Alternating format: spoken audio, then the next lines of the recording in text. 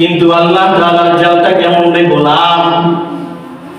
আল্লাহ তাআলার জালটা জাহান্নাম এত কঠিন। আল্লাহ সূরা হুমাযার ভিতরে বলেন, নারুল্লাহিল মুকাদা আল্লাতী তাত্তালিউ আলাল আফইদা।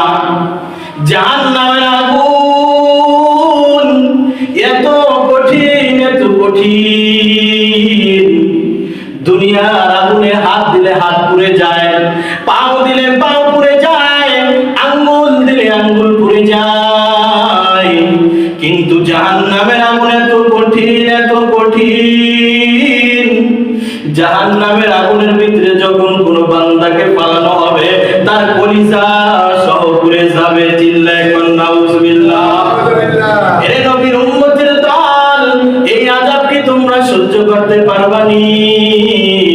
এই আযাব তোমরা সহ্য করতে পারবা না।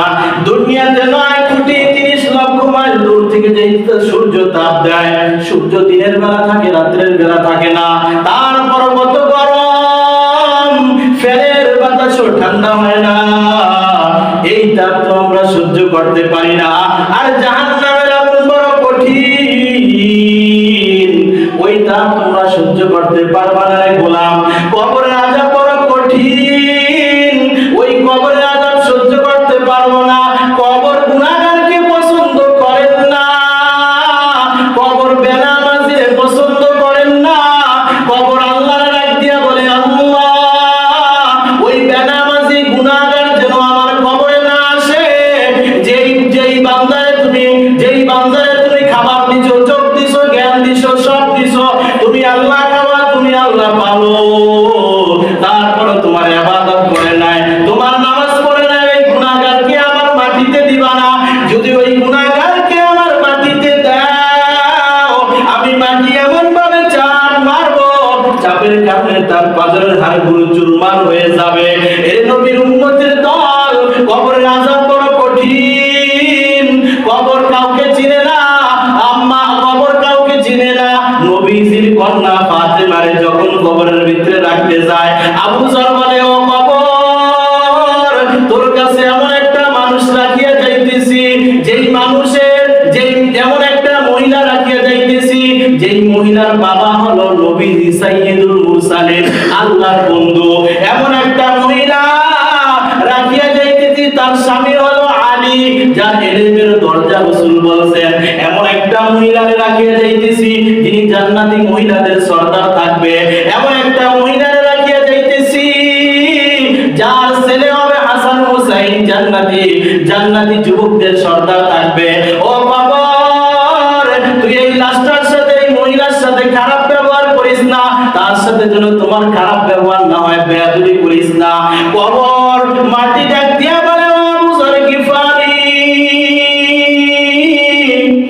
আমি কবর কে কার সন্তান, কার বাবা নবী, কার সন্তান জান্নাতি সর্দার থাকবে, কে জান্নাতি মহিলাদের সর্দার থাকবো, কার বাবা, কার ছেলে, কার মেয়ে, আমি তা চিনি না। আমি চিনি শুধু নেক আমল। যে আমার কাছে নেক আমল নিয়ে আসবে, আমি কবর তার সাথে ভালো ব্যবহার করব।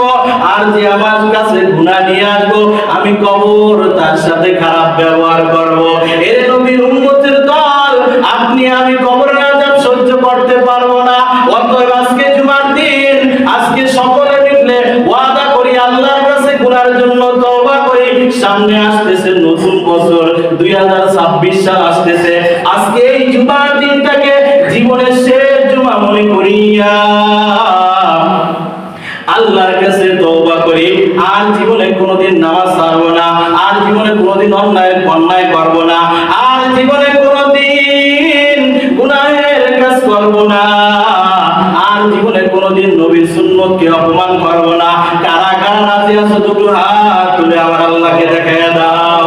আয় আল্লাহ, আপনি আমাদের সকলের হাতকে কবুল মঞ্জুর করে নেন। সকলে বলি আমিন। আয় আল্লাহ, আপনি আমাদের সকলকে আল্লাহ এখন থেকে যে কয়দিন বাইচা থাকি, আয় আল্লাহ 5 ওয়াক্ত নামাজ যথাযথ সময় আদায় করতে পারি সেই তৌফিক দান করেন। সকলে বলি আমিন।